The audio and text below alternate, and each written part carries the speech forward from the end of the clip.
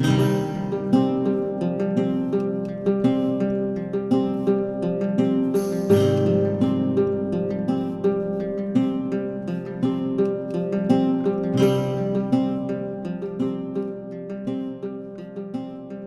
everyone, I'm Johan.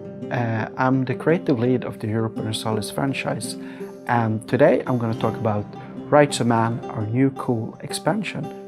It's an expansion that we focus on the diplomatic and the government of the nations, creating some more unique feelings to the gameplay.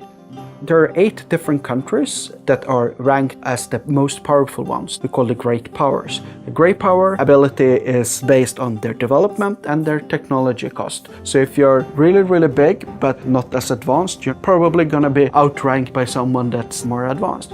So why would you want to be a Great Power then? Well, Great Powers, they allow 4 different new diplomatic abilities. You can intervene in a war to make sure that the Great Powers are balanced in the war. Secondly, you can break alliances between 2 separate nations. That's kind of like evil, and people tend to do that quite a lot in our test games. The third option is called Influence Nation. Influence Nations lets you pay a small sum of money to be able to boost another nation's monarch power generation in their worst ability. And you have the final one. You can take on debt of another nation and they will like you more. So there's plenty of opportunities as a great power to manipulate the world to your bidding. Another cool aspect with Rights of Man is the focus we've done on the court. First of all, we have added what we call queens or consorts. So instead of just having a ruler and maybe an heir, you now have the wife or husband of the current ruler. If your ruler dies and you have no heir or an underage heir, in Rights of Man, if you have a queen or a prince consort in charge, they can start wars. You're no longer limited by regency councils. Of course, there's other cool aspects to this. We've added personalities to rulers. Every ruler, heir, or queen gets a personality as soon as they become an adult, when they're 15 in the game. Personalities are mostly good, but there's plenty of bad ones. I ended up with only bad traits on my current ruler in our multiplayer campaign. Not all that fun. But what do you do then if you end up with rulers with bad stats and bad traits? Well, there's this cool thing called abdicate, which means that if you have an adult heir, you can just abdicate, take a prestige and legitimacy loss, and your ruler retires to a monastery or somewhere, and your heir takes the throne. Well, now you say, well, my ruler is not always that bad, but my heir is a total loser. Is there a way I can get rid of him? Well, don't worry. Rights of Man allows you to arrange an accident, or whatever we call it, disinherit, and the heir is never seen again. And you just have to roll the dice and wait for another heir. It's a gamble, but you may get rid of Enrique of Castile.